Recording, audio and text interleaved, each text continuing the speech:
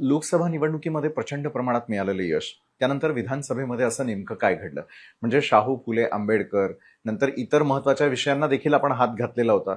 मात्र मतदारांच्या बाबतीत नेमकं काय घडलं? की मग दुसरीकडे भाजपनं मांडलेले जे मुद्दे होते, ते पटवून देण्यामध्ये किंवा महायुती सरकारमध्ये जे मित्रपक्ष आहे, ते जास्त सरस ठरले आपल्यापेक्षा? असाच मी त्याचा अर्थ काढतो. काही ठिकाणी मतदान जे झालं त्यावर लोकांचा विश्वास बसत नाही. बऱ्याच ठिकाणी सामान्य माणसं म्हणतात की आम्ही दिलेली मतं कुठं गेली. हा एक म्हणजे अविश्वसनीय भाग अनेक ठिकाणी महाराष्ट्रातले आहे. पण मुद्द्यांचाच विचार करायचं झालं तर मी मग सांगितलं तसं महागाई, बेरोजगारी, बाकीचे हे जे जनतेच्या संबंधातले मुद्दे आहेत ते मुद्दे फार महत्वाचे राहिले नाहीत. कोणी किती पैसे दिले, कोणी आम्हाला, मी काही जण म्हणायचे की तुमचं इतक्या वर्ष सरकार आहे त्यांनी काही दिलं नाही, ह्यांनी आम्हाला 60,000 रुपये तर दिले. असं त्याचं कंपॅरिझन झालं आणि एक प्रचार झाला की तुम्हाला दिलेले पैसे आमचं सरकार गेलं तर हे नवीन आलेलं सरकार काढून घेणार. त्याची भीती जास्त, आलेल्यापेक्षा जाण्याची भीती जास्त असते लोकांना.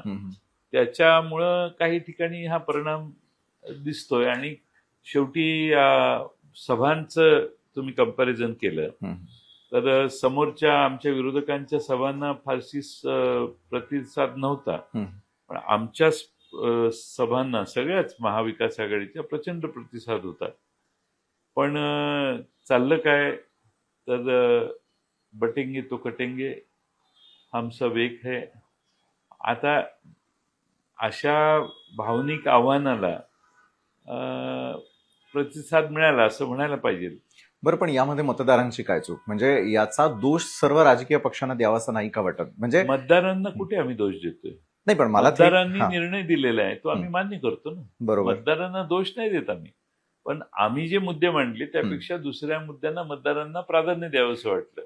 मतदारांना दोष देणं योग्यच नसतं, लोकशाहीत कुणी द्यायचाच नसतो. मतदारांनी निर्णय केला, म्हणूनच मी सुरुवातीला म्हटलं की जनतेनं 237 आमदार एका बाजूने निवडून दिले.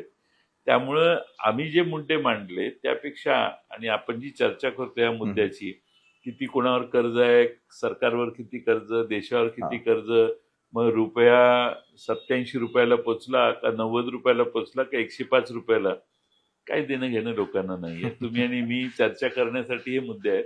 जनतेला या कोणत्याही मुद्द्याचं फार गांभीर्य नाही असं मतदानाच्या निर्णयावरून दिसतंय. लोकशाही मराठी ऐका, पहा, जागरूक रहा.